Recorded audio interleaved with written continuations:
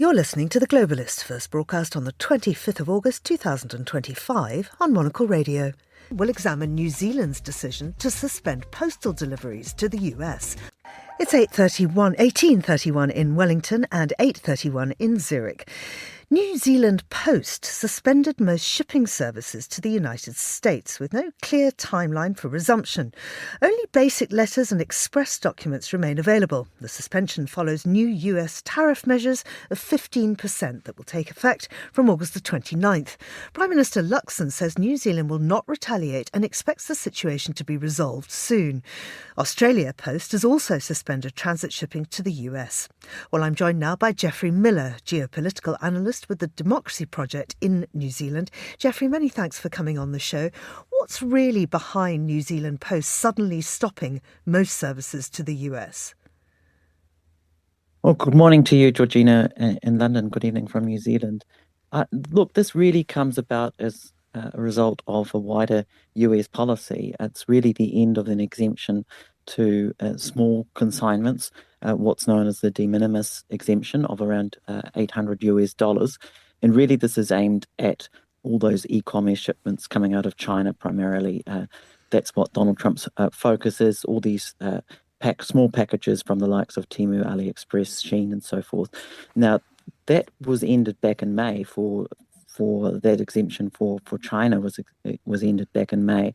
What has changed is from this Friday, the 29th of August, the exemption will be ended for all countries worldwide. So postal services around the world are reacting to this because there is no mechanism to collect tariffs. So effectively, New Zealand Post was one of the first services. Many other postal services have followed suit over the weekend, but New Zealand Post has ended the acceptance of parcels bound for the United States. So it's now only possible at the moment to send letters and documents to the United States. So how much of a hit is this for trade, especially for smaller businesses that rely on US customers?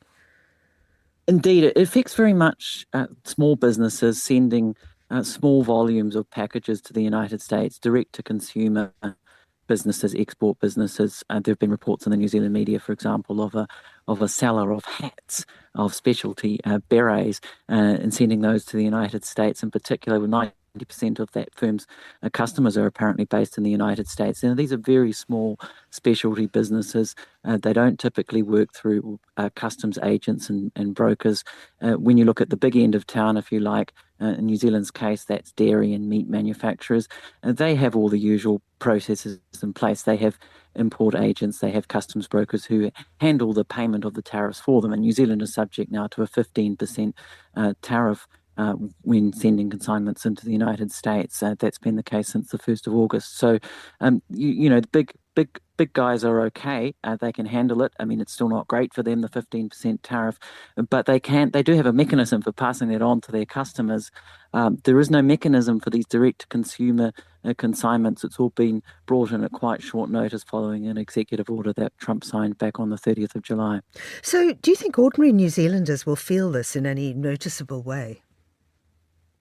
Well, I think certainly small businesses are feeling it because there is no way for them to conduct their business, and their only real option at the moment is to find other markets. And that's, of course, easier said than done. If you've built up a market of consumers in the United States, sending your product in small shipments below that $800 level, you've done probably quite well, developed a market there. Suddenly, overnight, the rug's been pulled out underneath you, and you've got no real alternatives. And this is it's a global problem, and it's certainly not just affecting New Zealand. DHL has also brought this policy in worldwide, and the only consignments it's accepting are under $100 that are clearly gifts from private individuals, and that's based on remarks by the White House that indicate that will remain exempt. So that's probably where we're heading in terms of what will be allowed in the future.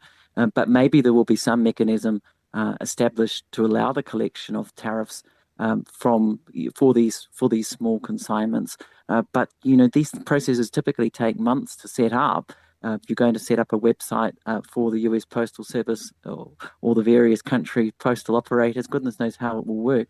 but this has been brought in within a matter of weeks. So it is quite a big deal for those businesses that are affected. Mm-hmm.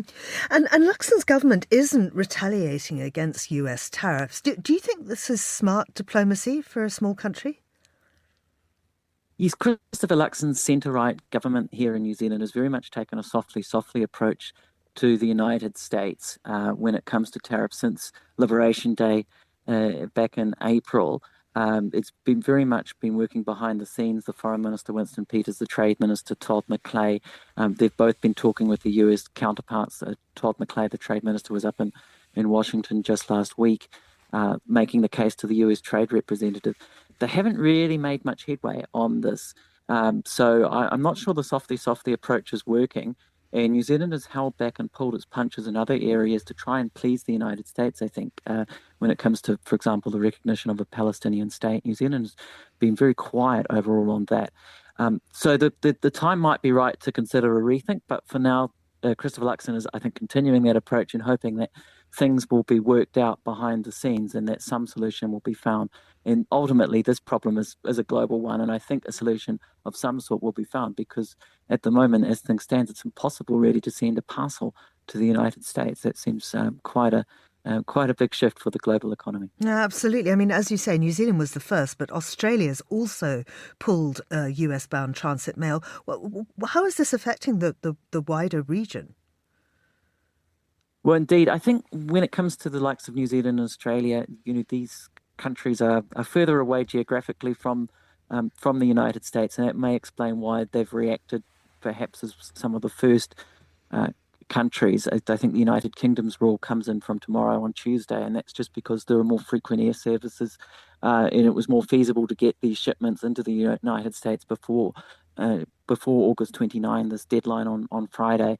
So you're seeing Australia and New Zealand reacting. I think the broader picture here is that the United States is a big trading partner for both Australia and New Zealand. In New Zealand's case, it's the second biggest export market, second only to China, and it's the third biggest overall trading partner. And very much it's been a success story of the last few years. While New Zealand's trade with China has continued to prosper, so has New Zealand's trade with the United States. And the United States only recently became that second biggest export market for New Zealand. So it does, I think, run the risk. These kinds of things do kind of run the risk of ending that situation where the New Zealand-US trade has prospered. And there's some ironies here because it was only a few short years ago that New Zealand ministers were encouraging New Zealand exporters to diversify their business away from China. Well, now they're actually saying much the reverse. They're saying New Zealand exporters need to diversify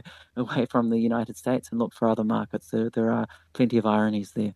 Jeffrey, thank you very much indeed. That's Jeffrey Miller there. This is Monocle Radio.